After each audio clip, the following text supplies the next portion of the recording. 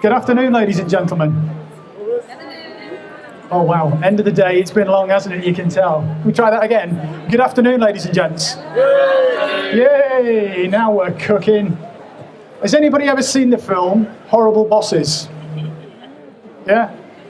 Has anybody ever experienced or seen in action a horrible boss? Is anybody out there a horrible boss? Yeah, now we're cooking. So judging by the responses that we've just had, there are way too many of these kind of bosses that are out there at the moment. And part of my personal goal and part of the Pearl Catcher's goal is to get the numbers of these types of people out there down. The reason we do that, or the reason we want to do that, is to increase productivity and profitability. And at the end of the presentation, I'll tell you just how much productivity and profitability you're missing out on if your employees and staff aren't being motivated properly. So in the next 30 minutes or so, we're going to discuss how you can get this to affect your organization in a positive way. We're going to look at what actually motivates people and what demotivates them. I'm going to give you some simple ways that you can increase the motivation for your staff right throughout your organization. Does that sound like something that would be worth knowing? Yeah? Sweet. So at the end of the presentation, you'll have the knowledge and skills to be able to motivate your team members, some of your colleagues, your staff, maybe even your family members and friends. I'm also going to encourage you at the end of the session to sign up for one of our free coaching sessions. I'm not sure how many are left at the moment. If you speak to Charlotte at the end, she'll sort you out for that. I'm also going to give you information on how Pearl Catchers can help your organisation move above and beyond where you currently are now and improve greatly. And let's be honest, we can all improve, can't we? Yeah? But before we actually get going, I'm going to give you a couple of my favourite leadership quotes from a guy called John C. Maxwell. I'm not going to read them to you, because I'm sure you can all read. And what I'm trying to inspire people to do, and what we're trying to inspire people to do, is to become better leaders, not managers. There's another guy out there who's written a great book. In fact, it's not a great book, it's a fantastic book, called Good to Great. His name is Jim Collins. And he says that good is the enemy of great. So if you're good and you're happy with good, that's not good. Now this is my favorite quote. Leadership is influence. Nothing more, nothing less. Very, very simple concept. Has anybody here in the audience ever been influenced in their management style by somebody that they've seen or watched in action? Yeah? I know I have. So back in the early 80s when I was, I don't know, knee-high to a grasshopper and about 4 years old, not really, there was a guy came into where I worked. I worked in Germany at the time. And this guy was huge. He was about 6'8". He was built like a brick outhouse. And he had this real deep, booming voice. And he could intimidate you just by looking at you. But he was one of the best, if not the best managers I've ever had. And he had a profound influence on the way that I like to manage the people that I've managed going forward. And that was because of the way he influenced me. And over the course of the years, I've been thinking, well, how do I influence other people? And you'd be surprised at how simple it really is. I was on a course last year, and as a throwaway comment, I said to this chap, if at first you don't succeed, cheat. And you think to yourself, well, you know, throwaway comment, who cares if someone says that? It was a modular course. 3 months later, we're back on the next module. And he said to me, I took that quote, I took that thing that you told me, and I turned it completely around. I said, wow, that's incredible. He's taken something I've said as a throwaway comment and made it completely different. You think you can have a positive influence on people just with a very small sentence. But at the same time as having a positive influence, you can also have a negative influence. I worked in the States about 3 or 4 years ago, and I was a program manager for an insurance company. And my manager was the worst micromanager you could ever imagine. everything that you did, everything that anybody did, had to be checked, double-checked, triple-checked, and it took forever to get things done. But that was just the way that the motivation worked where they were. And then there was the other guy in the States again. I'm standing in a golf course. I'm in a committee meeting and we're talking about how we're giving a guy a contract to help his motivation. And there's a guy standing over to my left and he's saying, what do you want to motivate him for? He should be motivated all on his own. He doesn't need to be motivated by us giving him a contract. Now, he could have done with pearl catchers. And, I'm going to encourage everybody to sign up for these sessions after. Anybody that's got any sense is going to want to. So, as we were going through this conversation about these contracts, this guy that's on my right gives me a nudge. Like, what? The reason he's telling you about motivation and the reason you shouldn't listen is his business has just gone under. Okay. So that gets me back to the program manager that was my boss for the insurance company. She personally was responsible for 90% of the staff turnover in that section. Her management style got rid of so many people, it was unbelievable. So that's the kind of thing you're trying to avoid and move away from with these poor managers. But with the good managers, and here again, you've got this guy who's saying to me, wow, what have you done to me? He took my quote, if at first you don't succeed, cheat, and he switched it round. He said, what I heard there was not so much cheat so that you're actually fiddling things. He's saying, if at first you don't succeed, find another way to do it that's equally good. And it worked for him. He was amazed at how I felt that I'd influenced him just with that throwaway comment. And then, of course, there's my big fella, the huge chap, 6'7", built like He said to us on his very first day, I'm not small, but this guy kind of imposed on me. And he said, I don't care where you are. I don't care when you come into work. You know how much work you have to have done by the end of the month. I expect you to have it done. And that was it. I spent the best 2 years of my life under that guy. I worked when I wanted, how I wanted, where I wanted. As long as he knew where I was and that the work was getting done, he was happy. I was happy. Simple and straightforward. So now we're going to look slightly at demotivating. Now, if I said to you that 70% of all the staff in your organisation are not motivated, you'd probably look at me and think, ha ha, right? You'd be wrong. Over the last 14 years, there have been a variety of surveys done. Anybody heard of Gallup? Yeah. Gallup have done one for the last 14 years in the States, where they've talked about how many people are motivated and demotivated.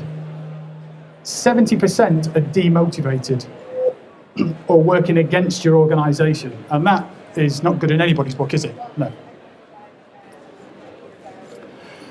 But of all these surveys that have been out, my favourite one is from a chap called Stephen Covey. He wrote a book called The 7 Habits of Highly Effective People. And the reason it's my favourite survey is because, well, I'm a bloke, and it's in a format and a method that I can understand. So what he did was a survey of 23,000 employees. Again, you can read the statistics. Only 37% of staff in any organisation know what they're trying to achieve. 1 in 5 were enthusiastic. 1 in 5. The same number knew where their contribution fitted into the organisational goals. And only 15% felt enabled. So if you can imagine, you've got an organisation of 100 people, and only 15% felt that they were unable to achieve key goals. Not very good, no. and only 20% fully trusted their organisation. 20% is a bad number, isn't it? Here's where what COVID did really kind of got me. Like I said, I'm a bloke. I like things in a way I can understand. Does anybody out there not understand football? Okay. Are there any Manchester United fans in the audience before I go on, by the way? No?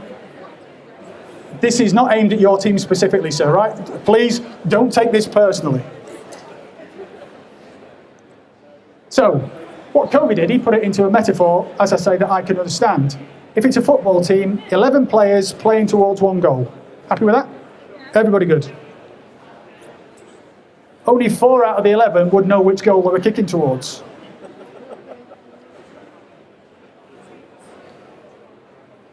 Two out of 11 would care. 2 out of 11 would know what position they played and where they fitted in. And I think for me, if this is the right slide, that's the dangerous one. 2 out of 11 are competing against the team. Has anybody seen this survey before? No? It's kind of frightening, isn't it? So how is that many? I'll leave you to figure it out. Where's the defence?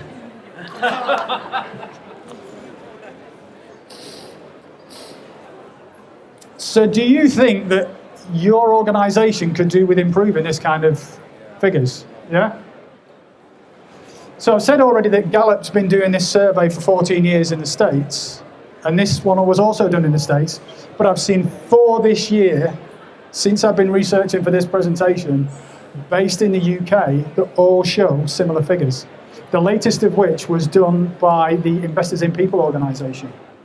So this isn't just a US issue or a UK issue, this is a worldwide issue. And if we don't fix it, things are never going to get much better. Okay, that's all the bad stuff. We want to improve a little bit and lift the mood a little bit, shall we? Yeah? Who likes going on holiday? Oh, awesome. Okay. So now we're going to start looking at motivation itself and the different types of motivation there are. So what I'm going to ask you to do for the next 2 or 3 minutes is just think of your dream holiday. I want you to sit there and plan your dream holiday. Imagine that money is no object, time is not relevant, so you can do whatever you want for however you want.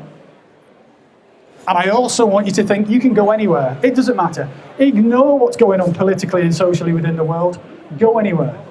So just take 5 minutes now and just write a few things down on whatever you've got to say, hey, this is what I'd like to do. Just to get you thinking.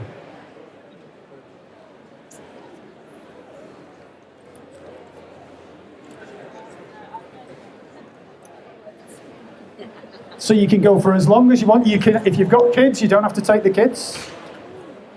If you've got a wife, a hubby, or a partner, you don't have to take them. I know certainly for part of my dream holiday, the wife wouldn't be going. I'm honest.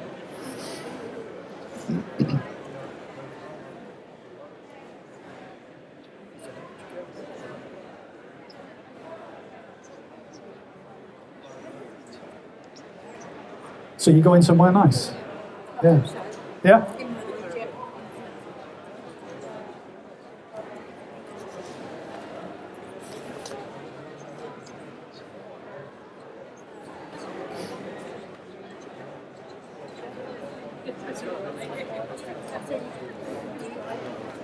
You going somewhere fun? Yeah?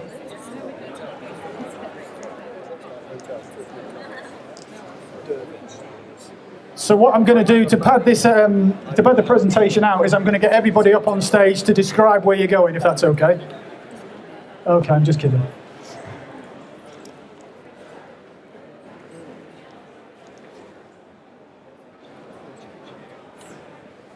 So is everybody getting some really nice thoughts about where they want to go, who they want to go with, how long they want to spend? Is it a beach holiday? Is it a mountaineering holiday? Is it somewhere exotic? Is it somewhere ancient?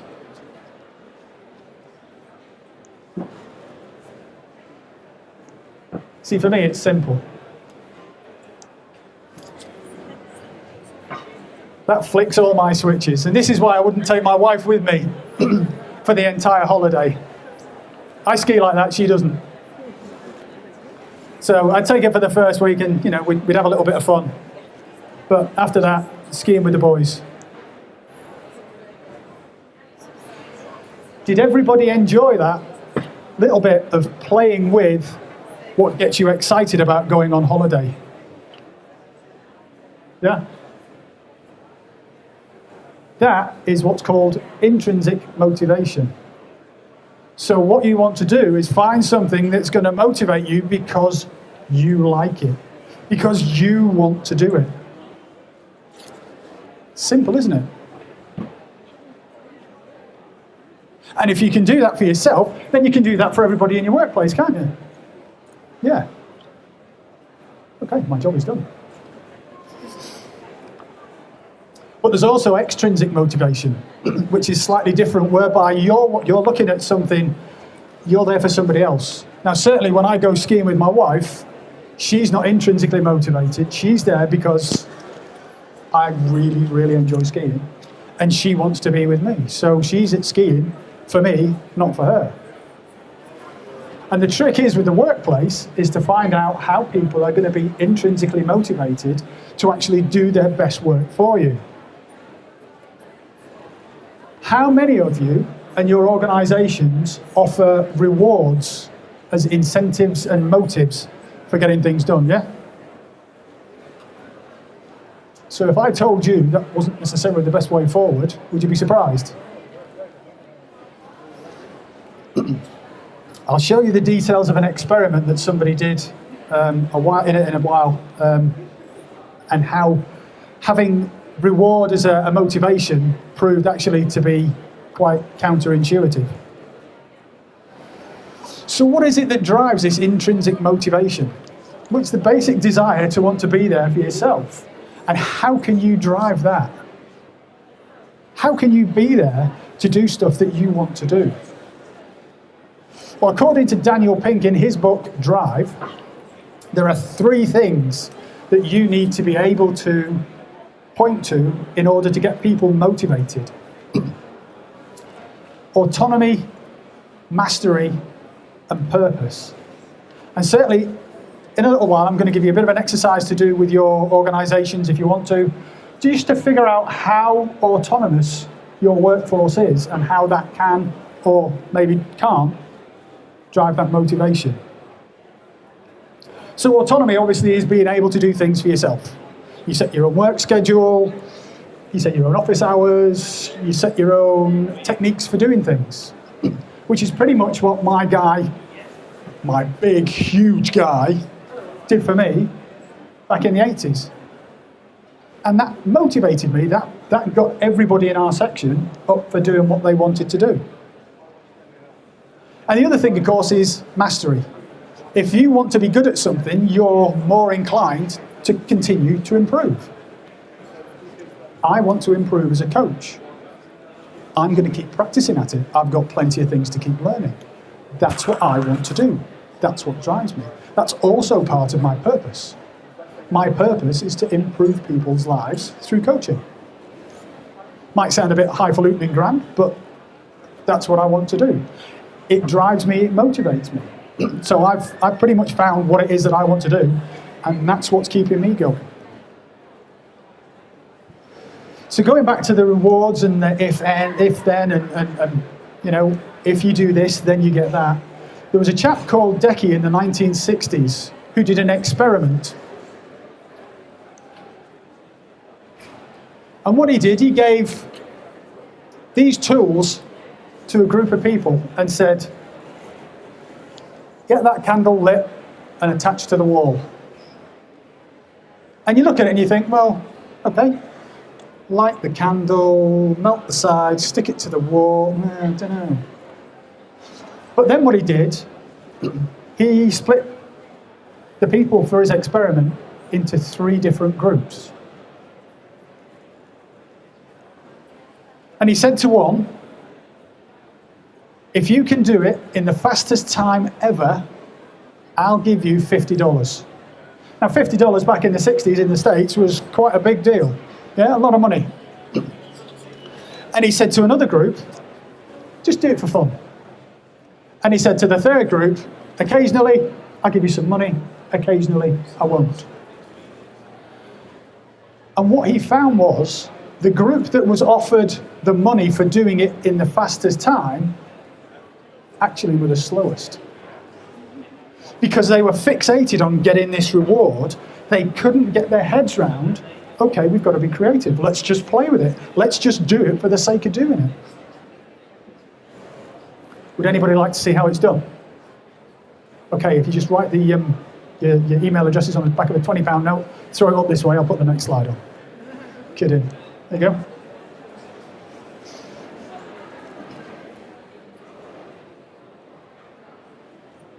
Now, this same experiment, or a similar experiment, was done with a group of kids.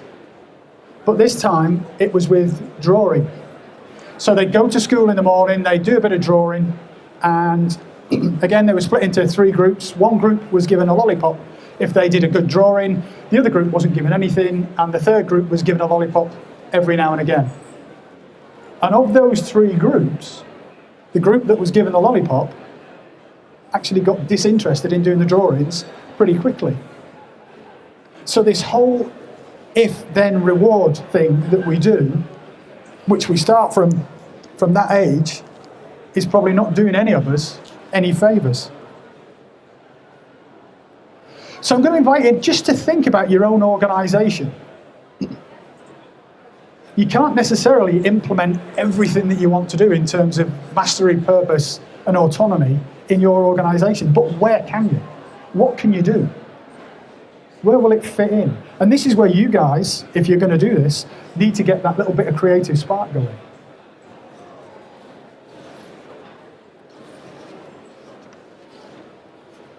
So how can you promote autonomy, mastery, and purpose in your workplace? How many of your organisations have goals?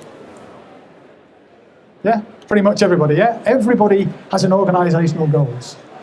Do those organisational goals link in with your individual's goals? I had a conversation probably 3 months ago with a guy from a large charity, a services charity, and we were talking about motivation, and he was saying, oh, you know, these guys are sort of software developers, they're all focused and they don't do anything creative. Well, software development for me is creative because you're creating something. So he asked me, how do you promote, how do you motivate them? So the case was, okay, first of all, I get to know them. I want to know what the organisational goal is, and I'm going to break that down so that I can connect it to everybody's individual goal. Everybody's different. I need to get to know people. And he looked at me and he said, that's just being nice. He didn't know me. I'm not nice. I want to get the absolute maximum out of every one of those developers. And if I can do it by motivating them because I know what goals they're working towards, I'm going to get more out of them.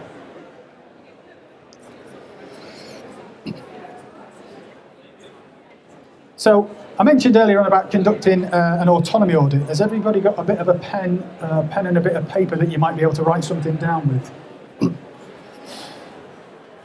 So when you go back to your workplace, have a listen. And ask these 4 questions.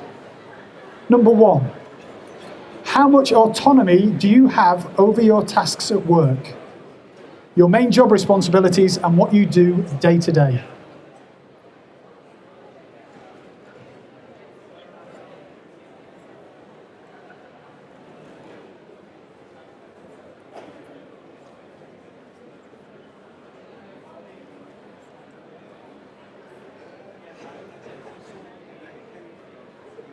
How much autonomy do you have over your time at work?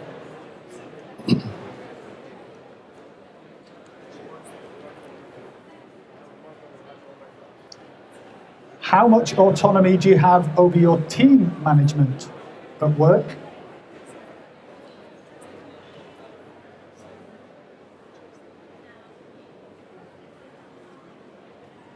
And how much autonomy over technique? Now, they should be answered on a scale of 0 to 10, with 0 being no autonomy and 10 being a huge amount. Now, as I said, this is just looking at autonomy. We're not even considering mastery and purpose. This is a huge subject, massive. And to do it anywhere near any justice in 40 minutes isn't going to happen.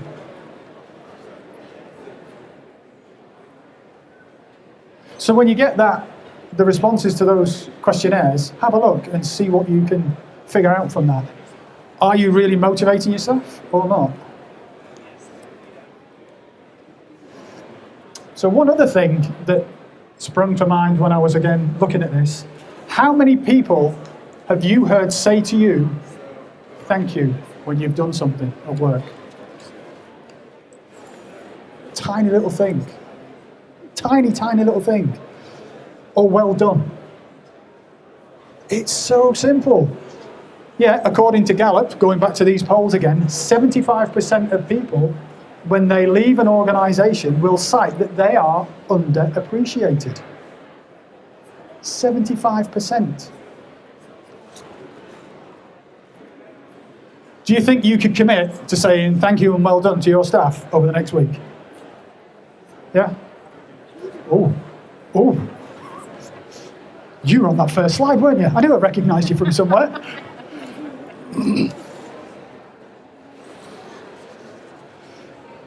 So, okay, we've had a very brief look at the difference between intrinsic and extrinsic motivation. What works and what maybe doesn't work when it comes to motivating people. We've talked about Decky's experiment and how you can use that on kids and how, maybe we're missing a trick somewhere. How much do you think you can improve your productivity if you start to motivate your people properly? Any guesses?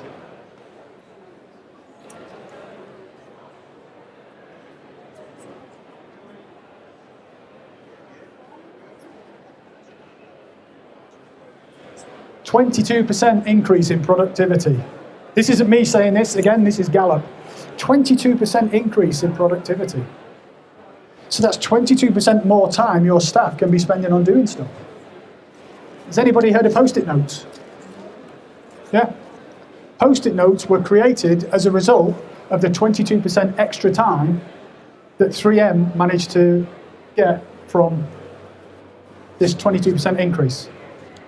Gmail. Anybody heard of Gmail? Again, that's another thing that came from having this extra productivity. Has anybody in the room ever made a mistake? Yeah? I know I have. 41% reduction in errors. It's huge. This is one of those topics where you think, I get a little bit of it and, maybe I could say please and thank you and well done. But if you get this right, the return on your investment is massive. It's not tiny, it's massive. Look at how much Post-it notes are brought in for 3M. Massive amounts of money. Now imagine that you've just brought all this kind of motivational mojo to your organisation. Are you going to be a hero or a heroine or what? You are going to be up there. So I would encourage you all, get out there, figure out what it is, sign up to one of our courses, speak to Charlotte, sign up for one of our coaching sessions tomorrow. I'm not sure how many are left, but there's only going to be a few, I'm sure. We've got workshops, we've got roadshows coming up, north, south and southwest. Sign up for them. I think these are free. Roadshows are free. Okay. I think there's a 20% discount for the roadshows, but sign up. In fact, the roadshows are free. So come along, get yourself signed up for these. I mean, let's be honest, what have you got to lose? Absolutely nothing. And you can also get 20% of our coaching active learning events if you sign up during the exhibition. So, thank you very much for listening. Go sign up. Now!